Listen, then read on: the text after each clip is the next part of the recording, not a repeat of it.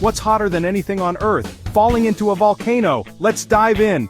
First off, lava is insanely hot, over 1,300 degrees Fahrenheit or 700 degrees Celsius. That's enough to melt rock.